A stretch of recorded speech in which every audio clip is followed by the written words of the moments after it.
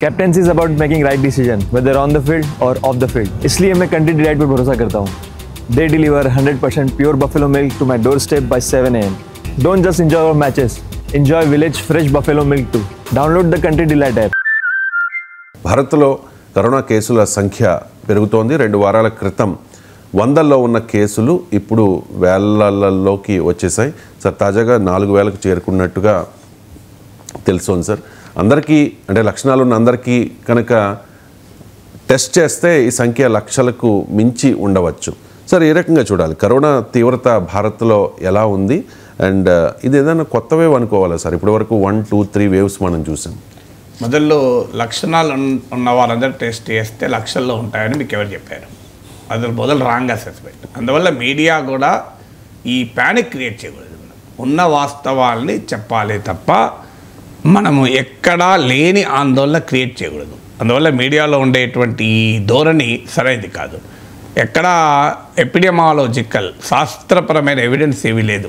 లక్షణాలు ఉన్న వాళ్ళందరికీ టెస్ట్ చేస్తే లక్షల్లో కేసులు ఉంటాయని ఎక్కడా ఏ ఎపిడెమాలజిస్టు చెప్పలేదు. అందువల్ల ఇప్పుడున్న సిచ్యువేషన్ ఏంటి? ఎగ్జాగరేషన్ మంచిది కాదు, అండర్ ఎస్టిమేషన్ మంచిది కాదు. ఇలాంటి పాండమిక్స్ టైంలో బాధ్యతారాహిత్యం అసలే పనికిరాదు.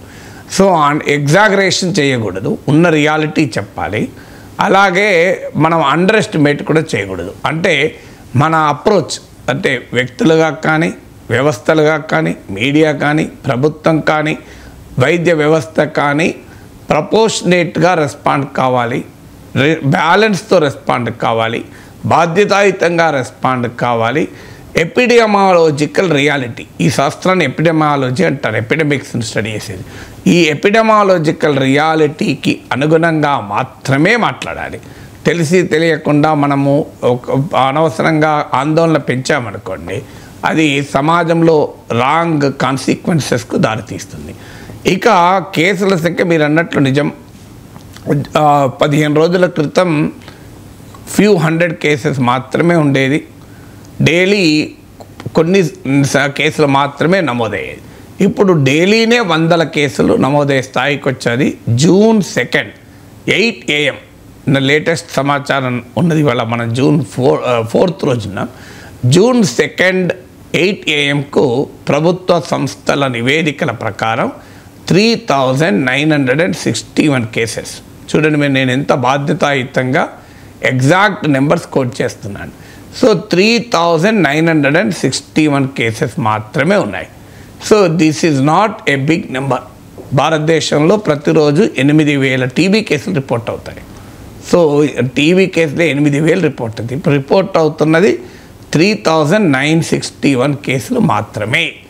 సో ఈ కేసులు కూడా ఎందుకు రిపోర్ట్? భారతదేశంలోనే ఈ పరిస్థితి ఉందా అంటే, మీకు పొరుగున ఉన్న సింగపూర్, దగ్గరలో ఉన్న సింగపూర్, హాంకాంగ్, థాయిలాండ్తో పాటు ఇటీవల సౌత్ కొరియాలో కూడా కేసెస్ రిపోర్ట్ అవుతున్నాయి.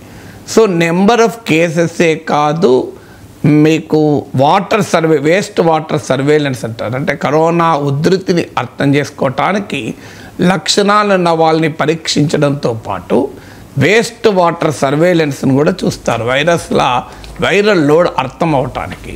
సో ఈ వేస్ట్ వాటర్ సర్వేలెన్స్ చూసినా కూడా దేశంలో వైరల్ లోడ్ పెరిగిన మాట నిజం.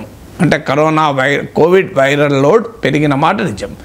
ఇక దీనికి మన కోవిడ్ కేసులు పెరిగినప్పుడు 2 పదాలు వింటాం. ఒకటి స్పైక్, 2 వేవ్. వేవ్ వేరు, స్పైక్ వేరు. ఇది కేవలం స్పైక్ మాత్రమే. Wave is different from spike. Wave అంటే ఒక కొత్త రకం వైరస్ వల్ల ఒక బీభత్సకరమైన పరిస్థితి ఉంటే, భారీ సంఖ్యలో కేసులు, హాస్పిటల్లో చేరడము, ఈవెన్ మరణాలు ఉంటే దాన్ని వేవ్ అంటాం. స్పైక్ అంటే మనకు గ్రాఫ్ అలవాటు ఉన్న వాళ్ళ మ్యాథమెటిక్స్లో ఇలా పెరుగుతూ ఉంటుంది, తగ్గుతూ ఉంటుంది, అలా పెరుగుతూ ఉంటుంది. ఇప్పుడు ఇది మీకు మన గతంలో చూస్తే last July, August, June, July, around July 2024లో చూసాం, జనవరి 2024లో చూసాం, డిసెంబర్ 23, జనవరి 24, జనవరి 2023లో చూసాం, జనవరి ఎండ్ ఆఫ్ నవంబర్లో చూసాం. ఇలా అడపాదడపా కేసుల సంఖ్య పెరగడము, మళ్ళీ తగ్గడం అనేది మనం ఈ కోవిడ్ వచ్చినప్పటి నుంచి చూస్తున్నాం. అందువల్ల ఇవాళ కొత్తగా భారీగా కేసులు పెరిగిన సందర్భం కాదు. గతంలో కూడా కేసులు పెరుగుతున్నాయి. ఇప్పుడు మనకు ఒమిక్రాన్ వేవ్ లాస్ట్ వేవ్ అది నవంబర్ 2021లో వచ్చింది. మీకు ఆ తర్వాత మీకు గమనిస్తే అరౌండ్ నవంబర్ 20 ఇండియాకి వచ్చే వరకు అరౌండ్ డిసెంబర్ జనవరిలో మన దగ్గర కూడా వచ్చేసింది. సో ఈ 4 ఏళ్లలో చూస్తే అనేక దఫాలుగా పలు దఫాలుగా అనేక కాకపోయినా అడపాదడపా కేసుల సంఖ్య పెరుగుతూ వస్తుంది, మళ్ళీ తగ్గుతూ వస్తుంది. అందువల్ల this is not a wave, it is a spike. అంటే ఇది ఉధృతి అని మనం పదాలు వాడుతూ ఉంటాం ఇష్టం వచ్చినట్టుగా, కానీ ఇది పెను ప్రమాదము కాదు. ఇది కేవలము కేసుల సంఖ్య పెరుగుతోంది మాత్రమే. ఈవెన్ 200-300 కేసులు రోజు పెరిగినా భారతదేశంలో జనాభా 140 కోట్లు.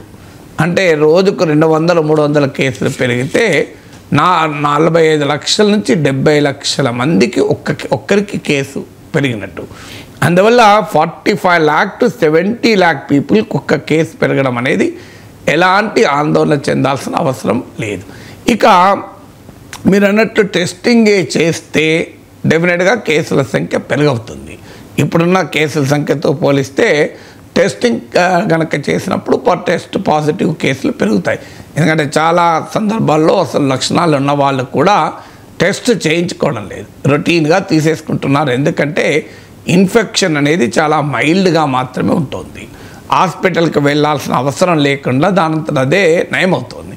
అందువల్ల టెస్ట్కు వెళ్ళాల్సిన అవసరం ఉండడం లేదు.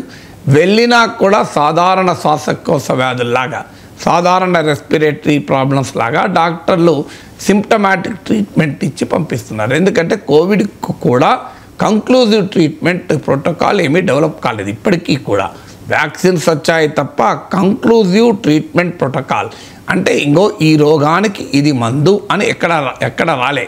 ఇప్పుడు మనకు ఉదాహరణకు మనకు షుగర్ గ్లూకోజ్ లెవెల్ బ్లడ్లో పెరుగుతుంది, మెట్ఫార్మిన్ ఇస్తారు. అంటే ఇంకో మనకు తెలుసు ఇంకో ఈ ప్రాబ్లంకు ఈ రకమైన మెడిసిన్ ఉంటుంది అని.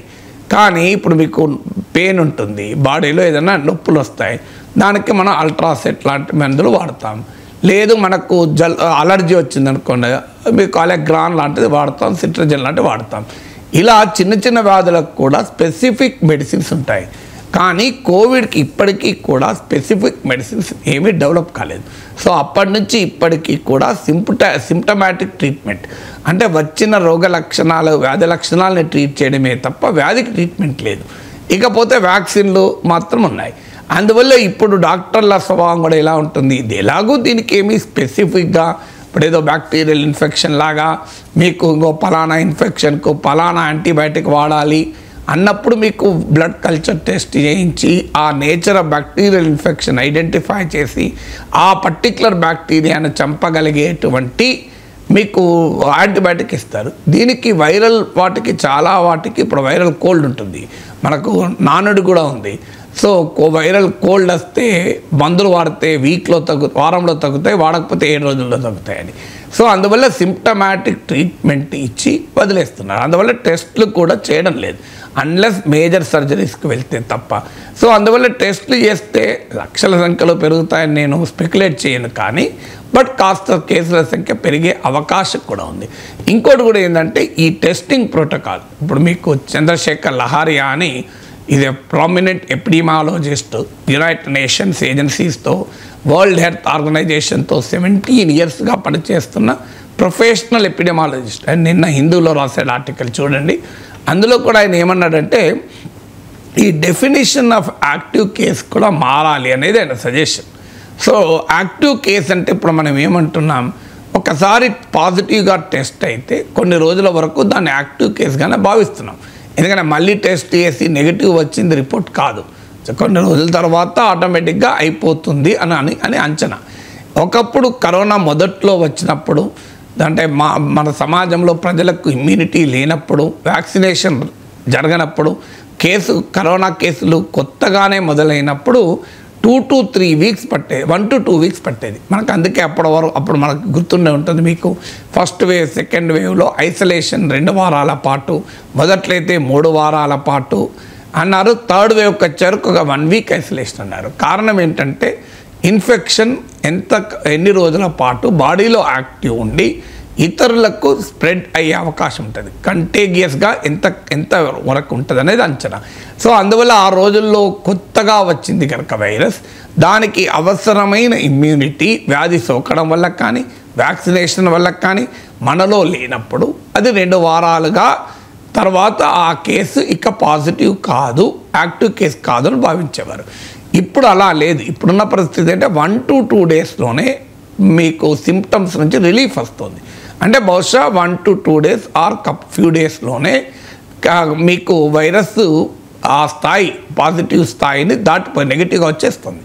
అందువల్ల ఇప్పుడు కూడా యాక్టివ్ కేసెస్ను పాత డెఫినేషన్ల ప్రకారమే డిఫైన్ చేయకూడదు అని అలాంటి చంద్రశేఖర్ లహరి అలాంటి ఎపిడమాలజిస్టుల వాదన. ఎందుకంటే I'm not competent to define what is an active case, ఏది యాక్టివ్ కేస్ అని డిఫైన్ చేయడం విశ్లేషకుల పని కాదు. అందువల్ల ఎపిడమాలజిస్ట్లో కూడా ఈ అభిప్రాయం ఉంది, యాక్టివ్ కేసుని ఎలా డిఫైన్ చేయాలని. సో యాక్టివ్ కేసులో డెఫినేషన్ కనుక మారితే డెఫినెట్గా కేసుల సంఖ్య చాలా తగ్గిపోతుంది.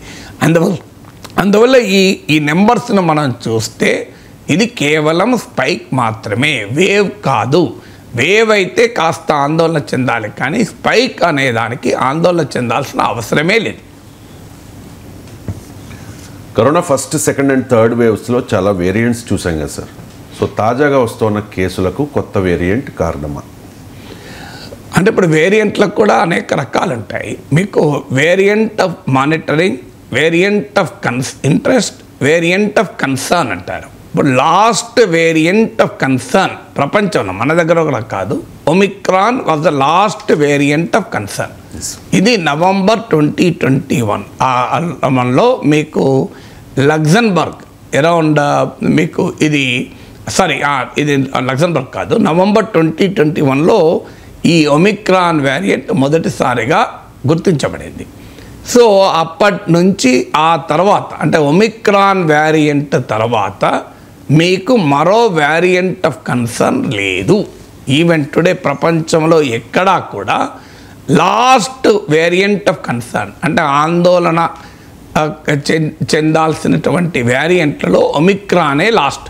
ఆ ఒమిక్రాన్కు కూడా ఆందోళన దేని కొరకు అంటే మీకు ఏ వైరస్కైనా 2 లక్షణాలని మనం పరిశీలించాలి. ఒకటి వైరాలిటీ, రెండవది సివియారిటీ. వైరాలిటీ అంటే ఎంత వేగంగా, ఇన్ఫెక్టివిటీ అంటాం, అంటే ఎంత వేగంగా ఇది వ్యాప్తి చెందుతుంది అనేది ఇన్ఫెక్టివిటీ, వైరాలిటీ. రెండవది సివియారిటీ అంటే ఎంత తీవ్రమైన వ్యాధికి ఇది కారణమవుతుంది. అంటే హాస్పిటల్లో అడ్మిట్ కావాల్సి వస్తుందా, ఇంట్లోనే ట్రీట్మెంట్తో సరిపోతుందా, సిమ్టమ్స్ మైల్డ్గా ఉంటున్నాయా, సివియర్గా ఉంటున్నాయా, హాస్పిటల్లో చేరితే ఆక్సిజన్ అవసరం వస్తుందా, ఐసీయూలో చేరాల్సి వస్తుందా, లేదా ఇది మరణాలకు కారణమవుతుందా, దీన్ని సివియారిటీ అంటారు. సో ఒమిక్రాన్కు ఉండే లక్షణం ఏంటంటే it is more viral in character, more infectious in character, more contagious in character. అంటే చాలా వేగంగా వ్యాప్తి చెందుతుంది, కానీ ఇట్ ఈజ్ నాట్ విరులెంట్. అంటే వైరాలిటీలో కూడా వ్యాధి తీవ్రకరం కాదు. అందుకే వైరాలిటీ అంటే కూడా మనకు 2 రకాలుగా ఉంటుంది. ఇన్ఫెక్టివిటీ వైరాలిటీ ఉంటుంది, విరులెన్స్ అంటే సివియారిటీ వైరాలిటీ ఉంటుంది. సో వైరాలిటీలో కూడా కేవలం ఇన్ఫెక్టివిటీ మాత్రమే ఒమిక్రాన్ వేరియంట్కు ఉంది. ఒమిక్రాన్ వేరియంట్కు ఉన్న లక్షణము ఇది చాలా వేగంగా వ్యాప్తి చెందుతుంది, కానీ తీవ్ర వ్యాధికి కారణము కాదు. ఇది మనకు అనుభవము ఒమిక్రాన్ పైన ఉండేటువంటి. ఇప్పటి వరకు ఒమిక్రాన్ తర్వాత మళ్ళీ కొత్త రూపాంతరం రాలే. మనకు అర్థం కావాల్సింది అంటే వైరస్ అనేది నిరంతరం రూపాంతరాలు చెందుతూ ఉంటుంది. That is the character virus. It constantly mutates, జన్యుపరమైన మార్పులకు లోనవుతూ ఉంటుంది. కొత్త వేరియంట్లు, ఆ వేరియంట్ల నుంచి సబ్ వేరియంట్లు, ఆ సబ్ వేరియంట్ నుంచి సబ్ లీనియేజ్లు ఇలా పుట్టుకొస్తూనే ఉంటాయి. అందువల్ల మీకు వేరియంట్ ఆఫ్ కన్సర్న్గా చూసినప్పుడు Omicron family of sub variants ఉన్నాయి తప్ప కొత్త వేరియంట్ ఆఫ్ కన్సర్న్ లేదు. ఇక ఒమిక్రాన్లో కూడా JN.1 అనే వేరియంట్, దీన్నే పిరోలా వేరియంట్, సబ్ వేరియంట్ అంటారు. సో ఈ వేరియంట్ ఆగస్టు 2023లో మీకు లగ్జన్బర్గ్లో మొదటిసారి డిటెక్ట్ అయింది. నవంబర్ డిసెంబర్కి వచ్చే వరకు భారతదేశానికి కూడా ఈ JN.1 పిరోలా సబ్ వేరియంట్ ఇండియాలో కూడా రిపోర్ట్ అయింది. సో అప్పటి నుంచి ఇప్పుడు భారతదేశంలోనే కాదు, హాంకాంగ్, సింగపూర్, థాయిలాండ్, సౌత్ కొరియాలో కూడా వస్తున్న కేసుల్లో అత్యధికము JN.1 సబ్ వేరియంట్ అంటే ఉపరూపాంతరం JN.1 సబ్ వేరియంట్ నుంచే వస్తున్నాయి. ఆ JN సబ్ వేరియంట్ నుంచి రకరకాల సబ్ లీనియేజ్లు పుట్టుకొస్తున్నాయి. LF87 అని, సో ఇలా NB1.10 అని ఇలా రకరకాలు వస్తున్నాయి. బట్ బేసికల్లీ ఇది JN.1 సబ్ వేరియంట్. ఇది కూడా మనకు కొత్తది కాదు. ఆగస్టు 2023లో ఫస్ట్ టైం లగ్జంబర్గ్లో రిపోర్ట్ అయ్యి డిసెంబర్ నాటికి భారతదేశంలో కూడా రిపోర్ట్ అయిన సబ్ వేరియంట్. అందువల్ల 1.5 ఇయర్స్గా మనము ఈ JN.1 సబ్ వేరియంట్తో భారతదేశానికి అనుభవం ఉంది. ఇక ఇది JN.1 ఇట్ సెల్ఫ్ ఇది ఒమిక్రాన్ ఫ్యామిలీలో ఒక సబ్ వేరియంట్. ఈ ఒమిక్రాన్ ఫ్యామిలీలో ఉండే సబ్ వేరియంట్ కనుక ఇంతకుముందు చెప్పినట్లు నవంబర్ 2021 నుంచి ప్రపంచం ఒమిక్రాన్ చూసింది. సో అందువల్ల this is not a new virus కాదు, న్యూ వేరియంట్ కూడా కాదు, ఆఖరికి న్యూ సబ్ వేరియంట్ కూడా కాదు.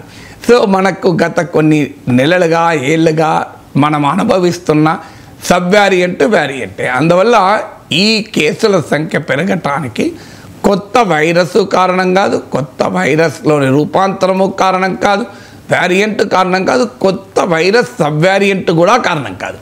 మనకు తెలిసిన ఒమిక్రాన్ ఫ్యామిలీలోని JN.1 అనేటువంటి సబ్ వేరియంట్ వల్ల కేసులు పెరుగుతున్నాయి. ఈ ఒమిక్రాన్ ఫ్యామిలీ ఆఫ్ వైరసెస్కే నేను ఇంతకుముందు చెప్పినట్లు ఇన్ఫెక్టివిటీ ఎక్కువగా ఉంటుంది, చాలా వేగంగా వ్యాప్తి చెందుతుంది. కానీ మీకు విరులెన్స్ ఉండదు, తీవ్ర వ్యాధికారకం సివియారిటీ ఉండదు. అందుకే ఇప్పటి వరకు వస్తున్న రిపోర్ట్లో కూడా అత్యధికము మైల్డర్ ఇన్ఫెక్షనే. అందుకే మీకు ఎక్కడ హాస్పిటల్లో రద్దీ లేదు, హాస్పిటలైజేషన్ లేదు. ఇంతవరకు జనవరి 1, 2025 నుంచి ఇప్పటి వరకు రిపోర్ట్ అయిన కేసులు 3961. సో అందువల్ల మీకు అక్కడ నుంచి పోలిస్తే మీకు 32 డెత్స్ మాత్రమే జరిగాయి. అందువల్ల ఆ డెత్స్ కూడా కోమార్బిడిటీ ఉన్నవాళ్ళే. ఈ మేరకు కాస్తంత సివియర్గా ఉన్నవాళ్ళు, అనుబంధ అనారోగ్యాలు ఉన్నవాళ్ళు. మన గతంలో ఈ పదమైన కోమార్బిడిటీ అని, కోమార్బిడిటీ ఉన్న వాళ్ళే కనుక నిజంగానే వైరస్ వల్ల చనిపోవడము, వైరస్ వల్ల హాస్పిటలైజ్ అయిందని కూడా చెప్పలేము. వాళ్ళకున్న కోమార్బిడిటీస్ వల్ల కూడా కావచ్చు. అందువల్ల ఇది కొత్త వేరియంట్ కాదు, కొత్త సబ్ వేరియంట్ కాదు. అందువల్ల ఎట్టి పరిస్థితుల్లో ఆందోళనకు అవకాశమే లేదు. భారత్లో రోజు రోజుకు స్లోగా కేసులు పెరుగుతూ ఉన్నాయి. ఇదంతా చూసిన వాళ్లకు గత చేదు అనుభవాలు కూడా గుర్తొస్తూ ఉన్నాయి సార్. పానిక్ అవ్వాల్సిన అవసరం ఉంది సార్? పానిక్ అవ్వాల్సిన అవసరమే లేదు. ఎందుకు అవసరం లేదంటే still numbers are very low. 0.1 నేను ఇంతకుముందే చెప్పాను, ఫ్యూ 100 కేసెసే. 200 to 300 కేసెస్ రిపోర్ట్ అవుతున్నాయి డైలీ. 200 to 300 కేసెస్ అంటే దేశంలో 140 కోట్ల జనాభా ఉంటే ఇట్ ఈజ్ 45 to 70 lakh ప్రజలకు ఒక్క కేసు నమోదవుతుంది. డెత్స్ కూడా నెగ్లిజిబుల్ ఉంది, హాస్పిటలైజేషన్ లేదు, మైల్డర్ ఇన్ఫెక్షనే ఉంది, కొత్త వేరియంట్ కాదు, మనకు తెలిసిన ఒమిక్రాన్ వేరియంట్. దీని ప్రమాదము ఇన్ఫెక్టివిటీ మాత్రమే. అందుకే వేగంగా కేసులు పెరుగుతున్నాయి. కొత్త సబ్ వేరియంట్ లేదు. హెల్త్ సిస్టమ్ ప్రిపేర్ అయి ఉంది. మనకు ఆల్రెడీ హైబ్రిడ్ ఇమ్యూనిటీ ఉంది. కొంత తగ్గితే తగ్గవచ్చు, కానీ హైబ్రిడ్ ఇమ్యూనిటీ ఉంది. హైబ్రిడ్ ఇమ్యూనిటీ అంటే కరోనా సోకడం వల్ల ఇమ్యూనిటీ, అలాగే వ్యాక్సినేషన్ వల్ల ఇమ్యూనిటీ. దీన్ని హైబ్రిడ్ ఇమ్యూనిటీ ఉంటారు. హైబ్రిడ్ ఇమ్యూనిటీ అయింది. కరోనా దాదాపు ఎండమిక్ అయిపోయింది, అంటే మనలో భాగం అయిపోయింది. ఇతర కామన్ కోల్డ్, ఫ్లూ ఇలాంటి వైరస్ వల్ల ఆ సీజన్లో వచ్చేటువంటి రకరకాల వైరస్ లాగా it has become endemic. Corona వచ్చిన తొలి రోజుల్లో మనం ఈ మాట మాట్లాడడం ఎండమిక్ అంటారు. అంటే అది సహజంగా మారిపోతుంది, పార్ట్ ఆఫ్ ది లైఫ్గా మారిపోతుంది. అందువల్ల Covid is now part of the life. It has become endemic. అందులో మీకు కోవిడ్ కన్నా ఎక్కువ కేసులు నమోదయ్యే అనారోగ్యాలు చాలా ఉన్నాయి, చాలామందికి తెలియదు ఇది. ఇప్పుడు ఉదాహరణకు భారతదేశంలో ప్రతిరోజు ఈవెన్ టుడే 8,000 టీబీ కేసులు రిపోర్ట్ అవుతుంది. 8,000 టీబీ కేసెస్. మీరు ఏ హాస్పిటల్ కన్నా వెళ్ళండి, మీ దగ్గర కోవిడ్ కేసు రిపోర్ట్ అయిందంటే లేదంటారు, టీబీ కేసు రిపోర్ట్ అయిందంటే ఉంది అంటారు. మీరు కావాలంటే ఎనీ కార్పొరేట్ హాస్పిటల్ వెళ్ళి అడగండి. సో టీబీ కేసులు 8,000 కేసులు ఎవ్రీడే రిపోర్ట్ అవుతున్నాయి. ఎక్కడ ప్యానిక్ లేదు, మీరు గమనించండి. ఎక్కడన్నా ఎవరైనా చర్చించుకుంటున్నారా? అసలు టీవీ అనేది లేదు అనేది అనుకుంటాం మనం. దాదాపు లేదు. మీకు పాత తెలుగు సినిమాల్లో అక్కినే నాగేశ్వరరావు దగ్గి పడిపోయేవాడు. హీరోయిన్ వచ్చి ఏమైంది ఆయనకు అంటే క్షయవ్యాధి అనేవాళ్ళు. ఇప్పుడు తెలుగు సినిమా హీరోలకు ఎవరికైనా క్షయవ్యాధులు వస్తున్నాయా సినిమాలల్లో? నిజంగా కాదు నేను చెప్పేది. ఎందుకు రావడం లేదు? That are the gone disease అనుకుంటున్నాం మనం. అందువల్ల ఇప్పుడు కొత్త వస్తున్నాయి. లుకేమియా, బ్రెయిన్ ట్యూమర్, బ్యూటీ అంటే మీకు పాస్ట్లీ కొత్తగా ఇంటర్నల్ డిసీజ్ వస్తున్నాయి మీకు. అందుకే మీకు టీవీతో తెలుగు సినిమా హీరోలు పాత ప్రేమ్ నగర్ లాంటి సినిమాల్లో ఉన్నదా మనం చూసామా? అంటే అర్థం ఏంటి? It has become part of life. అయినా అలాంటి టీవీలో 8,000 కేసులు రిపోర్ట్ అవుతున్నాయి. అలాంటి టీవీలో కూడా 8,000 కేసులు రిపోర్ట్ అవుతున్నాయి. ఇప్పుడు మీకు మొత్తం ఉన్నవే 4,000 కేసెస్ కోవిడ్ ఉన్నాయి. టోటల్ కేసులు 4,000. డైలీ రిపోర్ట్ అవుతున్న ఫ్యూ హండ్రెడ్. కంపేర్ చేయండి ఎక్కడ ఉందా? ఇంతవరకు 2025లో కోవిడ్ వల్ల చనిపోయింది 32 మంది. మీకు every day flu and related viruses వల్ల 390 మంది చనిపోతున్నారు ఇండియాలో. Coating the government data 390 cases మంది చనిపోతున్నారు. ఆర్ఎస్పి అనే ఒక వైరస్, రెస్పిరేటరీ వైరస్. ఆర్ఎస్పి ఇది లిటిల్ నోన్, మనకి ఎక్కువ మందికి తెలియదు కూడా పెద్దగా. ఇది ఈవెన్ అమెరికాలో కూడా వస్తుంటుంది. సో ఇది ఎక్కువ మందికి తెలియదు కానీ వైడ్లీ ప్రివేలెంట్. దేశంలో చాలా చోట్ల ప్రపంచం అంతా రిపోర్ట్ అవుతుంది. ఇది వ్యాక్సిన్తో ప్రివెంటబుల్ కూడా. అలాంటి దానివల్ల కూడా డైలీ 310 మెంబర్స్ చనిపోతున్నారు, డైలీ 310 మంది. అందువల్ల మనం ఈ కంపారిటివ్ ఫిగర్స్ చూస్తే, అఫ్కోర్స్ మరణాన్ని నెంబర్లలో మనం చూడకూడదు. ప్రతి ప్రాణము అవసరమే, కాదని నేను అంటలేను. ఓన్లీ ప్యానిక్ కావాల్సిన అవసరం లేదు. మీరు ప్యానిక్ కావాలా, ఆందోళన చెందే పరిస్థితి ఉందా అని అడిగారు కనుక దానికి కంపారిజన్గా ఈ నెంబర్లను పోలుస్తున్నారు. కానీ ఒక్కరు చనిపోయినా బాధాకరమే, 100 మంది చనిపోయినా బాధాకరమే. బాధను మనము నెంబర్స్తో కొలవకూడదు. కానీ ప్యానిక్ కావాల్సిన అవసరం లేదు అనటానికి ఈ పర్స్పెక్టివ్ ఇస్తున్నాను. సో కేవలం కోవిడే కాదు, ఇతర రకాల అనారోగ్యాలు భారతదేశంలో ఏ రకంగా ప్రాణాలు తీస్తుంది అనేది మనకు పర్స్పెక్టివ్లో అర్థమైతే ఇప్పుడు కొత్తగా పెరిగిన కోవిడ్ కేసుల వల్ల మనం ప్యానిక్ చెందాం. ఆందోళన చెందాల్సిన అవసరం లేదు. మీరు చెప్తూ ఉన్నారు కదా సార్, రోజుకి 8,000 టీబీ కేసులు నమోదవుతున్నా కూడా ఎక్కడ ఆ చర్చ లేదు అని చెప్పి.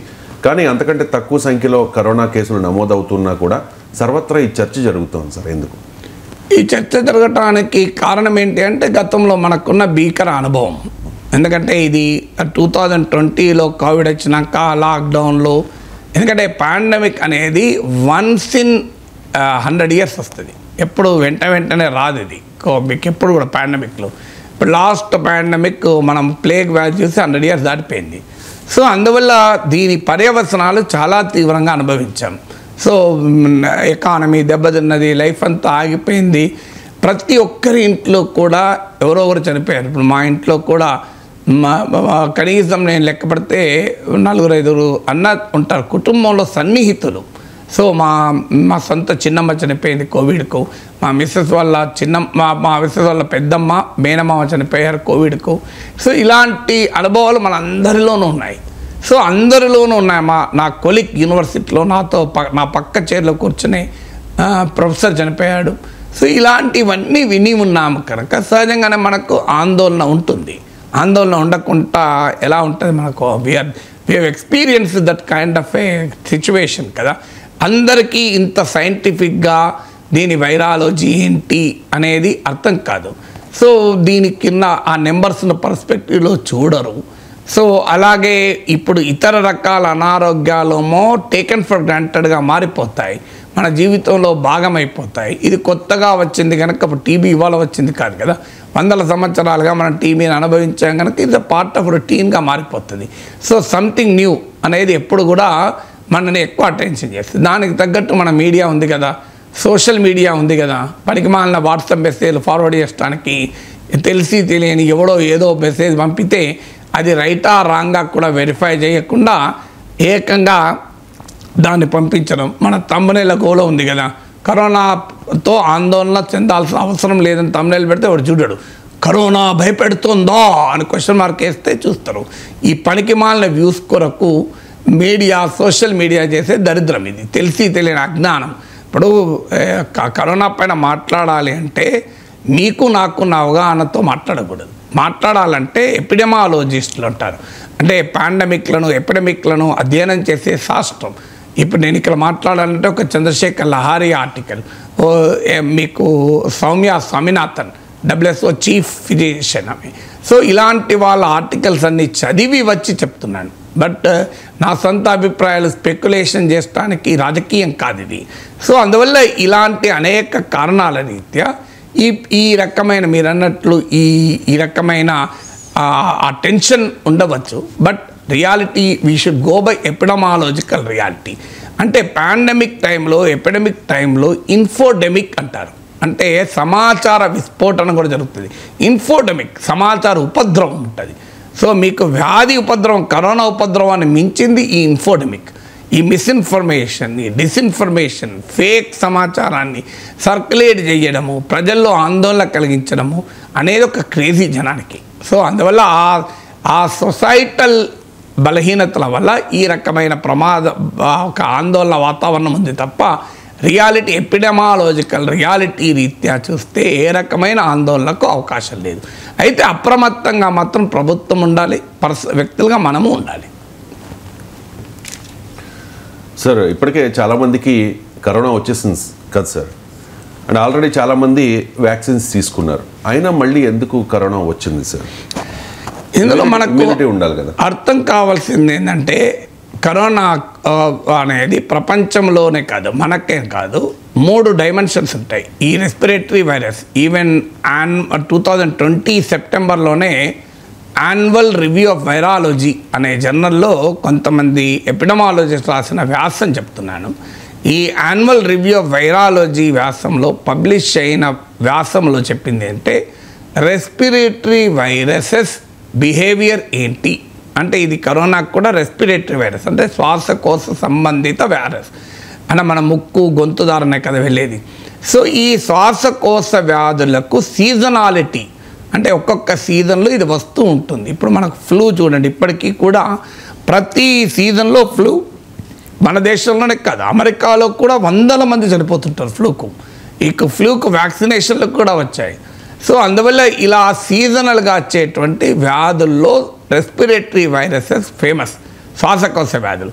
అందువల్ల సీజనాలిటీ మొదటి కారణం. సీజనాలిటీ రెండవ కారణం ఇది RNA తరహా వైరస్. ఇది RNA తరహా వైరస్కు ఉండేటువంటి లక్షణం ఏంటంటే ఇట్ మ్యూటేట్స్ ఫాస్టర్. దీంట్లో జన్యుపరమైన మార్పులు చాలా వేగంగా జరుగుతాయి RNA టైప్ ఆఫ్ వైరసెస్లో. ఇప్పుడు COVID-19 కూడా RNA తరహా వైరస్ కనుక దీంట్లో ఈ మ్యుటేషన్స్ అంటే జెనెటిక్ చేంజెస్ అంటే జన్యుపరమైన మార్పులు చాలా వేగంగా వస్తూ ఉంటాయి. కొన్ని వైరస్లలోమో జన్యుపరమైన మార్పులు ఆలస్యంగా వస్తాయి, కానీ RNA టైప్ ఆఫ్ వైరస్లు అయిన కోవిడ్ లాంటి వైరస్లో జన్యుపరమైన మార్పులు చాలా వేగంగా వస్తాయి. అందువల్ల ఇప్పుడు వేగంగా మార్పులు రావడం రెండవ కారణం. మూడవ కారణం ఏంటంటే పక్కన మన పొరుగు దగ్గరలో ఉన్న సింగపూర్, థాయిలాండ్, హాంకాంగ్ లాంటి దేశాల్లో ఎప్పుడైతే కేసులు పెరిగాయో మన దేశంలో అప్పటిదాకా టెస్టింగ్ లేదు, దాదాపు లేదు. అలాంటిది టెస్టింగ్ కూడా పెరిగింది. అఫ్కోర్స్ ఇంకా టెస్టింగ్ పూర్తి స్థాయిలో జరిగితే ఇంకా కేసుల నెంబర్లు పెరుగుతాయి, కానీ ఈ మేర కూడా ఇదొక టెస్టింగ్ లేదు. మీకు హాంకాంగ్, సింగపూర్, థాయిలాండ్లలో కేసులు పెరిగిన తర్వాత అది కూడా వేలల కేసులు 10,000, 20,000 కేసులు పెరిగాక మన దగ్గర టెస్టింగ్ పెరిగింది. టెస్టింగ్ పెరగడం వల్ల కూడా ఈ నెంబర్స్ పడుతున్నాయి. ఇక సీజనాలిటీ మనకు అర్థం కావాలంటే సీజనాలిటీ ఎందుకు వస్తుంది అంటే దీనికి కూడా కారణాలు. ఒకటి టెంపరేచర్ అండ్ హ్యూమిడిటీ మార్పు వల్ల ఒక్కొక్క సీజన్లో ఈ రెస్పిరేటరీ వైరసెస్ విధృతి పెరుగుతూ ఉంటుంది.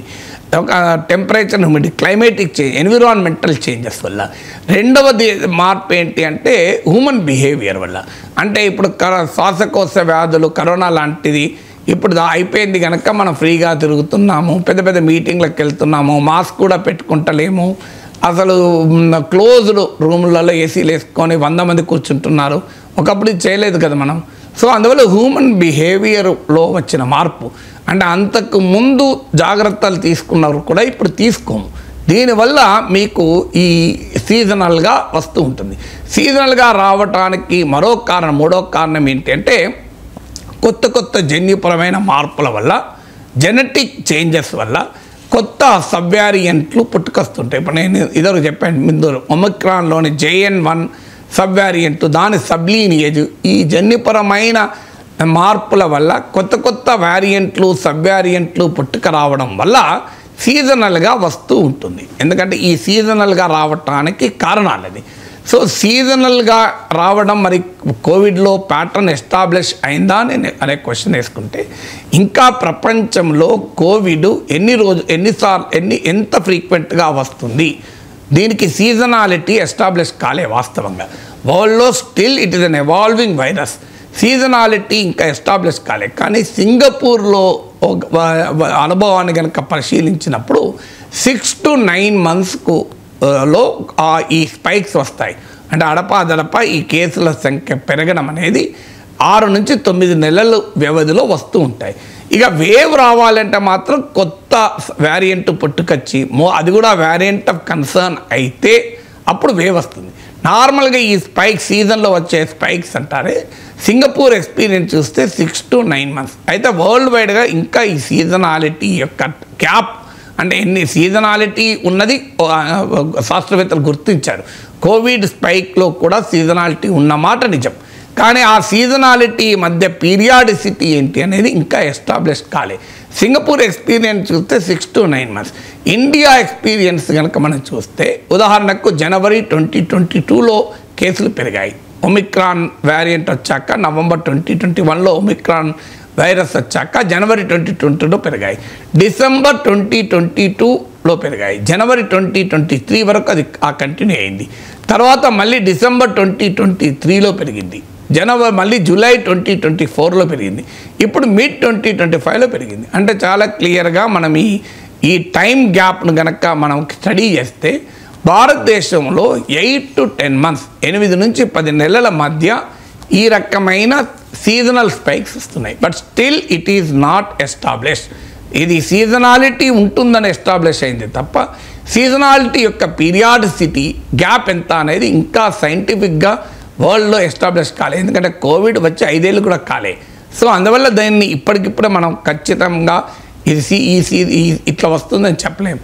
ఇది స్టిల్ ఎవాల్వింగ్ వైరస్. ఇంకా యాక్టివ్గా ఈ వైరస్ ఉంది, రూపాంతరాలు చెందుతుంది, జెనెటిక్ మ్యుటేషన్ అవుతూ ఉంది కనుక ఇంకా మనం కంక్లూడ్ రాలేదు. But as of now tentatively data చూస్తే 8 to 10 monthsలో ఈ సీజనాలిటీగా కేసులు పెరుగుతున్నాయి. అందుకే ఇప్పుడు ఇండియాలోనే కాదు, సింగపూర్లో, థాయిలాండ్, హాంకాంగ్లో పెరగడానికి కారణం. నేను అలాగే ఇంకో 2 కారణాలు కూడా చెప్పాను ఇప్పుడే కేసులు పెరగడానికి. ఇది ఇది RNA తరహా వైరస్ కనుక దీంట్లో జెనెటిక్ మ్యుటేషన్లు ఎక్కువ ఉండడం ఒక కారణం. సహజంగానే టెస్టింగ్ పెరిగినప్పుడు కాస్త నెంబర్స్ ఎక్కువ ఉండటానికి కారణం. సార్, కొత్త కొత్త వేరియంట్స్ వస్తూ ఉన్నాయి అండ్ వైరస్ కూడా మ్యూటేషన్ చెందుతూ ఉంది. గతంలో 2 రకాల టీకాలు వాడాం కదా సార్, అది కానీ ఇది కానీ వాడాము. మరి ఆ టీకాలే ఇప్పుడు పనిచేస్తాయా? అంటే పనిచేస్తాయి వాస్తవంగా. ఇప్పుడు Soumya Swaminathan WSO chief physician కూడా చెప్పారు ఆ ఇమ్యూనిటీ ఉంటుంది అని. కానీ మనకు అర్థం కావాల్సింది, చాలామందికి ఇది ఒక డౌట్ వస్తుంది, మనం వ్యాక్సిన్ వేసుకున్నాం కదా, మనకు కరోనా సోకింది కదా, అయినా మళ్ళీ మనకు కరోనా ఎందుకు వస్తుంది అంటే ఆ వ్యాక్సిన్ పనిచేయలేదా? మీరు ఆ క్వశ్చన్ రావడానికి కూడా కారణం అదే. అంటే వ్యాక్సిన్ వేసుకుంటే కరోనా రాదన్నారు కదా, మరి కరోనా వస్తుంది కదా అంటే వ్యాక్సిన్ పనిచేయలేదా అని. వ్యాక్సిన్ వ్యతిరేకులకు ఇది ఒక ఆయుధం కూడా అవుతుంది. కానీ మనకు అర్థం కావాల్సింది, ఇప్పుడే కాదు, కరోనా ఉధృతంగా ఉన్న సమయంలో నేను అనేక వీడియోల్లో చెప్పాను. నేను చెప్పానంటే నేను ఎపిడమాలజిస్టులు రాసింది చదివి వారి శాస్త్రం ఎపిడమాలజీ, నా శాస్త్రం కమ్యూనికేషన్ సైన్స్. అందువల్ల వారు రాసినటువంటి మేధోపరమైన సంక్లిష్టమైన విశ్లేషణలను సరళీకరించి సామాన్యుడికి అర్థమయ్యే భాషలో నేను కమ్యూనికేట్ చేశాను. అంతే తప్ప నా సొంత కవిత్వం ఏదీ లేదు. ఇప్పుడు నేను ఇంతదాకా చెప్పిన దాంట్లో nothing is my own poetry, నా సొంత కవిత్వం కాదు. ఇక చెప్పకూడదు కూడా. It is a science has to originate from scientist, not from journalist. ఆ వచ్చిన సైన్స్ను మనం కమ్యూనికేట్ చేయాలంతే. సో మీకు ఈ సమస్య వచ్చినప్పుడు నేను గతంలో చెప్పాను, మరోసారి చెప్తున్నాను. వ్యాక్సిన్ ఎఫికసీని మనము వ్యాక్సిన్ సామర్థ్యాన్ని సరిగా అర్థం చేసుకోవాలి. వ్యాక్సిన్ ఎప్పుడు కూడా వైరస్ను ప్రివెంట్ చేయదు. చాలామందికి మళ్ళీ అర్థం కావాలి. ఈ vaccine does not prevent Covid. Vaccine ఏమి చేస్తుంది? వ్యాక్సిన్ క్రియేట్ చేసే ఇమ్యూనిటీ వల్ల కరోనా సోకదు అని ఎవరైనా అనుకుంటే అది పొరపాటు. కరోనా సోకుతుంది, కానీ దానివల్ల వ్యాధి తీవ్రత ఉండదు. దానివల్ల హాస్పిటల్లో చేరాల్సిన అవసరం ఉండదు, దానివల్ల చనిపోవాల్సిన పరిస్థితికి నెట్టివేయబడం, దానివల్ల ఐసీయూలో ఉండే పరిస్థితి రాదు, దానివల్ల ఆక్సిజన్ అవసరమయ్యే పరిస్థితి రాదు. ఎవరికన్నా అనుబంధ అనారోగ్యాలు కోమార్బిడిటీ సివియర్గా ఉంటే రావచ్చేమో చెప్పలేము. మీకు అది that's a different case. Comorbidities ఉన్నవారికి ఆ కోమార్బిడిటీస్ కూడా సివియారిటీ ఎలా ఉంటుంది అన్నది కూడా ఇంపార్టెంట్ అవుతుంది. బట్ డెఫినెట్గా జనరల్గానైతే vaccine does not prevent infection. మనకు అర్థం కావాలి, కరోనా సోకడాన్ని అది ఆపదు. What it prevents is severe illness, తీవ్ర వ్యాధిని మాత్రమే ఆపుతుంది. అందువల్ల ఇప్పుడు వ్యాక్సిన్ వేసుకొని ఇది వ్యాక్సిన్ వేసుకున్నప్పుడు చెప్పేది నేను. అందుకే చాలామంది అనుభవం కూడా మీకు గుర్తుండే ఉంటుంది, వ్యాక్సిన్ వేసుకున్నారు 3 నెలలకు 4 నెలలకు కూడా కరోనా వచ్చిన వాళ్ళు ఉన్నారు. అయితే ఇప్పుడు అయితే ఆ వ్యాక్సిన్ ఇచ్చినటువంటి ఇమ్యూనిటీ హైబ్రిడ్ ఇమ్యూనిటీ అంటారు. అంటే వ్యాక్సిన్ వల్ల ఇమ్యూనిటీ వచ్చింది, కరోనా సోకడం వల్ల కూడా ఇమ్యూనిటీ వచ్చింది. దీన్నే హైబ్రిడ్ ఇమ్యూనిటీ అంటారు. ఈ హైబ్రిడ్ ఇమ్యూనిటీ కాస్త తగ్గిపోతుంది, ఎందుకంటే ఇంత గ్యాప్ వచ్చింది కదా. It is called waning of immunity. Immunity తగ్గిపోతుంది. తగ్గిపోయినప్పుడు ఇమ్యూన్ ఎస్కేప్ అనే పరిస్థితి వస్తుంది. ఇమ్యూన్ ఎస్కేప్ అంటే ఇమ్యూనిటీ శరీరంలో ఉండే రోగ నిరోధక శక్తిని అధిగమించి వైరస్ మన శరీరంలోకి వెళ్ళడాన్ని ఇమ్యూన్ ఎస్కేప్ అంటారు. 2 కారణాల రీతి ఇది జరుగుతుంది. ఒకటి, మోర్ పవర్ఫుల్ వేరియంట్లు పుట్టినప్పుడు ఇమ్యూన్ ఎస్కేప్ సహజం, ఎందుకంటే అది ఇంకా ఎక్కువ బలంగా ఎంటర్ అవుతుంది కనుక. కానీ ఇది మోర్ కొత్త రకం వేరియంట్లు ఏవి లేవని నేను ఇప్పటిదాకా మీకు ఎక్స్ప్లెయిన్ చేశాను. సో కొత్త రకం వేరియంట్లు లేనప్పుడు మరి ఇమ్యూన్ ఎస్కేప్ ఎందుకు అవుతుంది అంటే కారణం ఇదే. ఒకటి, అసలు వ్యాక్సినే రోగాన్ని నివారించదు, రోగ తీవ్రత నివారిస్తుంది. It doesn't prevent onset of infection, it only prevent severity of infection. ఇంకోటి, ఆ ఇమ్యూనిటీ కాస్త తగ్గింది కూడా. అందువల్ల ఇమ్యూన్ ఎస్కేప్, మీ జాగ్రత్తలు తక్కువ ఉన్నాయనుకోండి, దొంగ ఇంట్లోకి ఎంటర్ అయ్యడానికి అవకాశం ఉంటుంది. మీరు మంచిగా బలంగా తాళాలు వేసారనుకోండి, దొంగ రాడు. మీరు 60 ఏం కాదనుకోండి దగ్గరేసిపోయారనుకోండి, మీకు దొంగ ఎంటర్ అవుతుంది. ఇది కూడా అంతే, వైరస్ ఒక దొంగ లాంటిది. మీ లోపలికి ఎంటర్ అయ్యడానికి ఎప్పటికీ ప్రయత్నం చేస్తూనే ఉంటుంది వైరస్. ఎందుకంటే వైరస్ కంప్లీట్గా పోదు. మనకు అర్థం కావాల్సింది, అసలు ఒక్క కరోనా కేసు సోకనప్పుడు కూడా వైరస్ సమాజంలో ఉంటుంది, మనలో కూడా ఉంటుంది. ఒక్కటంటే ఒక్క కేసు లేనప్పుడు కూడా కరోనా ఉంటుంది. కరోనా అనేది పార్ట్ ఆఫ్ లైఫ్, అది ఎక్కడా పోదు అంత ఈజీగా. సాధారణంగా కరోనా వైరస్ల పైన స్టడీ చేసిన ఎపిడెమాలజీ చెప్పేది, ఒక్కసారి వైరస్ అంటూ ఎంటర్ అయితే ఆ వైరస్ ఉంటుంది, ఇట్ కంటిన్యూస్ టు సర్క్యులేట్. అది మనం గుర్తించకపోవచ్చు, మన సమస్యగా లేకపోవచ్చు, కానీ అత్యధిక సందర్భాల్లో వైరస్ పోదు. అందువల్ల corona will remain with us. Corona is part of our life, మన జీవితంలో భాగం అది. సో అందువల్ల ఈ ఇమ్యూన్ ఎస్కేప్ కారణం ఏంటి అంటే ఇమ్యూనిటీ తగ్గిపోవడం.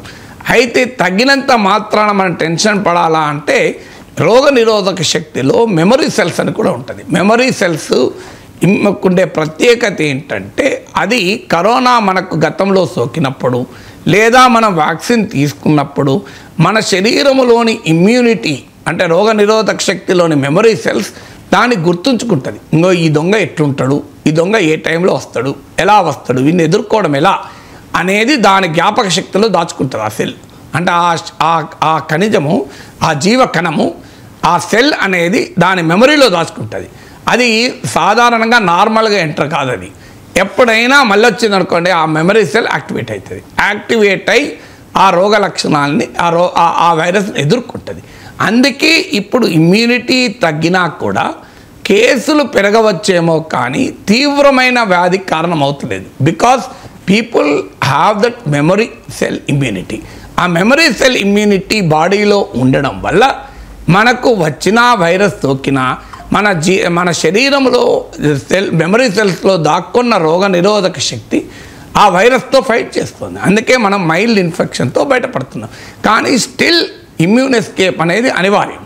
ఆ ఇమ్యూన్ ఎస్కేప్ ఉండడం వల్ల కేసుల సంఖ్య పెరుగుతుంది. కానీ ఇమ్యూనిటీ అలాగే మెమరీ సెల్ ఇమ్యూనిటీ కూడా ఉండడం వల్ల కేసులు పెరిగినా అది తీవ్రమైన వ్యాధికారకంగా ఉండదు. ఇక మీకు కొత్తగా వ్యాక్సిన్లు అవసరము ఉన్నదా అనేది కూడా క్వశ్చన్ వస్తుంది. అది that is not for me to decide. కొంతమంది చెప్పేది ఇప్పుడు చంద్రశేఖర్ లహరి అది నేను కోట్ చేశాను ఇంతకుముందు. ఆయన అనేది no need for new vaccination. ఏమైనా ఉంటే కోమార్బిడిటీ ఉన్న వారికి మీరు అవసరం వస్తే డాక్టర్ అడ్వైజ్ మేరకు, ఫిజిషియన్ అడ్వైజ్ మేరకు మళ్ళీ బూస్టర్ డోస్ వేయడమా అనేది ఆలోచించవచ్చు. కోమార్బిడిటీస్ అంటే uncontrolled blood pressure, diabetics, BP, kidney సంబంధిత ప్రాబ్లమ్స్. సో ఇలాంటి వాటిని కోమార్బిడిటీస్ అంటారు. మీకు సివియర్ అంటే మన హెల్త్ కంటే ఎబో ఏజ్, ఓల్డ్ ఏజ్, మీకు 60 years దాటిన వాళ్ళు, 80, 70, 80 దాటితే ఇంకా ముఖ్యము. ఇలాంటి వారేమైనా బూస్టర్ డోస్ అవసరమా అనేది కొంతమంది ఆలోచించాలని చెప్తున్నారు. But that is for the government to decide. ఎందుకంటే ఈ ప్రోటోకాల్స్ మనము టీవీలో విశ్లేషించేవారు మనం వ్యాక్సిన్ వేయాలనో వేయకూడదనో, బూస్టర్ అవసరమనో అవసరం లేదని తీర్మానాలు చేయకూడదు. బట్ ఎపిడమాలజిస్టులు కొత్త వ్యాక్సినేషన్ ఇప్పి ఇమీడియట్గా మళ్ళీ పెద్ద ఎత్తున దేశమంతా టీకాలు వేయాల్సిన పరిస్థితి లేదు అనేది చాలామంది ఎపిడమాలజిస్టులు చెప్పేది. కానీ కొంత ప్రత్యేకంగా ఈ కోమార్బిడిటీస్ ఉన్న వారిలో అవసరమైతే మరో బూస్టర్ డోస్ వేయడమా, లేదు ఈవెన్ ఇతర రకాల వైరస్లు, ఇప్పుడు ఫ్లూ వైరస్కు వ్యాక్సినేషన్ ఇవ్వడమా, ఇది ఏదైనా don't depend on what Nageshwar says. Nageshwar చెప్పిన దానిపైన ఆధారపడకండి, మీ ఫిజిషియన్ కన్సల్ట్ చేయండి, ప్రభుత్వ ఇన్స్ట్రక్షన్లను ఫాలో కండి. ఈ కోవిడ్ భయంతో బతకాల్సిందేనా సార్? ఈ కరోనా నుంచి పూర్తిగా శాశ్వతంగా విముక్తి లేదా మనకి? అంటే శాశ్వతంగా విముక్తి ఉండదు. దానికి మనము అంటే వ్యక్తిగతంగా మనము ఏ జాగ్రత్తలు తీసుకోవాలి, అలాగే ప్రభుత్వ పరంగా ఏ జాగ్రత్తలు తీసుకోవాలి అనేది క్వశ్చన్. ఖచ్చితంగా మీకు జాగ్రత్త, ఈ కరోనా అయితే పూర్తిగా పోదు. ఎపిడమాలజిస్టులు చెప్పేది, ఒకసారి వైరస్ జనిస్తే అది జన్యుపరమైన మార్పులకు లోనవుతూ ఉంటుంది. అది రకరకాల రూపాంతరాలు, ఉపరూపాంతరాలు, వేరియంట్లు, సబ్ వేరియంట్లు, సబ్లీనియేజ్లతో వస్తూనే ఉంటుంది. ఇది ప్యాసివ్గా ఉండొచ్చు, యాక్టివ్గా ఉండొచ్చు తప్ప కంప్లీట్గా వైరస్, ఎందుకంటే భూమిపైన కొన్ని కోట్ల వైరస్ ఉంటాయి. ఇది కోవిడ్ వైరస్ ఒకటే కాదు. సో నిరంతరం మన చుట్టూ బ్యాక్టీరియాలు, వైరస్లు అంతలా ఉంటాయి. అది మొత్తం విశ్వమంతా, భూమి అంతా ఆవరించి ఉంటుంది. సో అందువల్ల this is part of life, it's part of, ఇది ఎండమిక్ అయిపోయింది మన కోవిడ్ అనేది. ఇతర రెస్పిరేటరీ కామన్ కోల్డ్, ఫ్లూ లాగా సో మీకు సీజనల్గా వస్తూ పోతూ ఉంటుంది. వస్తూ పోతూ ఉన్నప్పుడు వ్యక్తిగతంగా ఏ జాగ్రత్తలు తీసుకోవాలి, ప్రభుత్వ పరంగా ఏ జాగ్రత్తలు తీసుకోవాలి అనేదే క్వశ్చన్స్. సో వ్యక్తిగతంగా ఏ జాగ్రత్తలు తీసుకోవాలి అనే క్వశ్చన్కి ఆన్సర్ ఏంటి? ముఖ్యంగా ఓల్డేజ్ వాళ్ళు, కోమార్బిడిటీ ఉన్నవాళ్ళు, అనుబంధ అనారోగ్యాలు ఉన్నవాళ్ళు, ఇమ్యూన్ కాంప్రమైజ్ సిచ్యువేషన్లో ఉన్నవాళ్ళు, ఆటో ఇమ్యూన్ డిజార్డర్స్ ఉంటారు, అలాంటి వాళ్ళు ఇమ్యూన్ సప్రెషన్ మెడిసిన్స్ వాడుతుంటారు. సో అలాంటి వాళ్ళు, మనలో రోగనిరోధక శక్తి తక్కువ ఉన్నవారు, రోగనిరోధక శక్తిని ఇతర వ్యాధుల్ని ట్రీట్ చేసే క్రమంలో మందులు వాడి అణచివేయబడిన వారు, ఇలాంటి వారు ఖచ్చితంగా జాగ్రత్తగా ఉండాలి. ప్రభుత్వ ఇన్స్ట్రక్షన్లను బట్టి, డాక్టర్ల, వైద్యుల ఇన్స్ట్రక్షన్లను బట్టి మనము మాస్కులు పెట్టుకోవడమా, చేతులు వాష్ చేసుకోవడమా, క్లోజ్డ్ పబ్లిక్ ప్లేసెస్ను అవాయిడ్ చేయడమా, ఇలాంటి జాగ్రత్తలు ఈ స్పైక్స్ టైంలో, అంటే కేసులు సంఖ్య పెరిగిన సమయంలో జాగ్రత్తలు తీసుకోవడం కాస్త మంచిది. అలాగే మీకు ఈ ప్రభుత్వ పరంగా ఖచ్చితంగా అప్రమత్తంగా ఉండాలి. ఎందుకంటే నిరంతరం జన్యుపరమైన పరీక్షలు చేయాలి, జెనెటిక్ ఎవాల్యుయేషన్ చేయాలి. ఎందుకంటే కొత్త వేరియంట్ కనుక, ఇప్పుడు నేను చెప్పాను మీకు, November 2021లో వచ్చిన Omicron was the last variant of concern.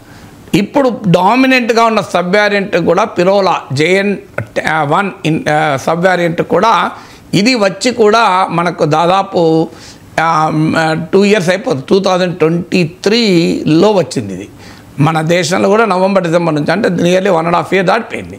So అందువల్ల ఇది ఎప్పుడు కొత్త వేరియంట్ వస్తుందో తెలియదు. సాధారణంగా ఇంత వైరస్ ఇంత ఉధృతంగా దాదాపు అందరికీ వైరస్ సోకినాక, వ్యాక్సినేషన్ కూడా అయిపోయాక, మోస్ట్ ప్రాబబుల్ పాసిబిలిటీ ఏంటంటే వైరస్ మరింత ప్రమాదకరమైన వేరియంట్గా రాకపోవచ్చు. But nothing can be set with finality కనుక జెనెటిక్ ఎవాల్యుయేషన్ అనేది ప్రభుత్వం నిరంతరం ఇది ఎందుకంటే వ్యక్తులుగా మనం చేయించుకోలేదు కాదు, మనం వ్యక్తులుగా కోవిడ్ టెస్ట్ చేయించుకోగలం, కానీ జినోమిక్ ఎనాలిసిస్ మనం చేయించుకోలేము. అందువల్ల జినోమిక్ ఎనాలిసిస్ చేస్తూ వేస్ట్ వాటర్ సర్వేలెన్స్లు చేస్తూ, టెస్టింగ్లు చేస్తూ, ట్రాకింగ్లు చేస్తూ నిరంతరం కొత్త వేరియంట్లు ఏమైనా వస్తున్నాయా అని. మనం we are part of the WHO global pandemic ప్రోటోకాల్లో కూడా ఉన్నాం. ప్రపంచవ్యాప్తంగా కూడా ఈ ఇన్ఫర్మేషన్ షేర్ అవుతూ ఉంటుంది. ఎందుకంటే ప్రభుత్వము ఈ సమాచారాన్ని దాయకూడదు, ఎందుకంటే దాస్తే పానిక్ పెరుగుతుంది. సో అందువల్ల ట్రాన్స్పరెంట్, ఎందుకంటే ఇన్ఫోడెమిక్ ఉంటుంది, అంటే సమాచార ఉపద్రవం కూడా ఉంటుంది. దీన్ని ఎప్పటికప్పుడు కరెక్ట్ సమాచారం ఇవ్వాలి. వ్యక్తులుగా మనము తెలిసి తెలియంది అన్వెరిఫైడ్ ఊరు పేరు లేకుండా ఎవడో వాట్సాప్లో వస్తే దయచేసి దాన్ని ఫార్వర్డ్ చేయకండి, షేర్ చేయకండి. మనలో ఉండే ఒక పెద్ద కోమార్బిడిటీ ఏంటంటే ఈ షేరింగ్, ఒక సోషల్ మీడియా కోమార్బిడిటీ. ఇది ఒక అనుబంధ అనారోగ్యం ఏంటంటే ఒక సిక్ మైండ్. ప్రతిదాన్ని షేర్ చేస్తూనే ఉంటారు గ్రూపులల్లో. అది రైటా రాంగా, అది న్యాయమా కాదా అని కూడా చూడరు. అసలు ఏవి ఆలోచించకుండా మూర్ఖంగా షేర్ చేసే వాళ్ళు సమాజంలో చాలా ఎక్కువ మంది ఉన్నారు. వీళ్ళ వల్ల ఎక్కువ ప్రమాదం, కోవిడ్ వల్ల కాదు ప్రమాదం. కోవిడ్ వల్ల ప్రమాదం కాదు, ఈ మిస్ఇన్ఫర్మేషన్ను స్ప్రెడ్ చేసే వ్యక్తుల వల్ల, సెన్సేషనలిజం ద్వారా వ్యూస్ వస్తాయి, జనం చూస్తారనుకునే మీడియా వల్ల ప్రమాదం. వీళ్ళ వల్ల ఎక్కువ ప్రమాదం, వైరస్ వల్ల కాదు. ఎందుకంటే వీళ్ళు రూపాంతరం చెందరు, ఇలాగే ఉంటారు. సో అందువల్ల దయచేసి అలా స్ప్రెడ్ చేయకూడదు. సైంటిఫిక్ ఇన్ఫర్మేషన్ మాత్రమే మనం కమ్యూనికేట్ చేయాలి. సో అందువల్ల ప్రభుత్వము హాస్పిటల్ హెల్త్ ఇన్ఫ్రాస్ట్రక్చర్ను మనం రెడీగా ఉంచుకోవాలి. సిపిఆర్ని బట్టి సర్వేలెన్స్ను బట్టి అవసరమైన చర్యలు తీసుకోవాలి. ఎందుకంటే ఇది ఎగ్జాగరేట్ చేస్తే ప్రమాదం ఏంటంటే ఇతర హెల్త్ సిస్టమ్ దెబ్బతింటాయి. ఇప్పుడు మనం కోవిడ్ అప్పుడు చూసాం, ఈవెన్ హార్ట్ అటాక్ వచ్చిన వాళ్ళకు కూడా ఇబ్బందులు పడ్డారు. మందులు ట్రీట్మెంట్లు దొరకక, క్యాన్సరు, కిడ్నీ CKD అంటారు, క్రానిక్ కిడ్నీ డిసీజ్, CKD పేషెంట్లు, ఇలాంటి వాళ్ళందరూ ఇబ్బంది పడ్డారు. అందువల్ల అన్డ్యూ స్ట్రెస్ హెల్త్ సిస్టమ్ మీద పడి మొత్తం ఇతర రకాల అనుబంధ రోగాలకు ట్రీట్మెంట్ ఆగిపోయి అంతా కోవిడ్ మీద పడే ప్రమాదం ఉంటుంది. అది ఎగ్జాగరేషన్ వల్ల వచ్చే సమస్య. అండర్ ఎస్టిమేషన్ చేయకూడదు, ఎందుకంటే ఇది పాండమిక్, ఇది వైరస్, ఇది ఎప్పుడు ఎలా బిహేవ్ చేస్తుందో మనం ఖచ్చితంగా నిర్ధారణ చేయలేం కనుక అప్రమత్తంగా ఉండాలి. ఈ రెండు ప్రభుత్వాలు, ప్రజలు దృష్టిని పెట్టుకొని చూడాలి. Thank you so much sir. కరోనాపై అపోహలు అండ్ వాస్తవాల గురించి చాలా డీటెయిల్డ్గా ఎక్స్ప్లెయిన్ చేసినందుకు.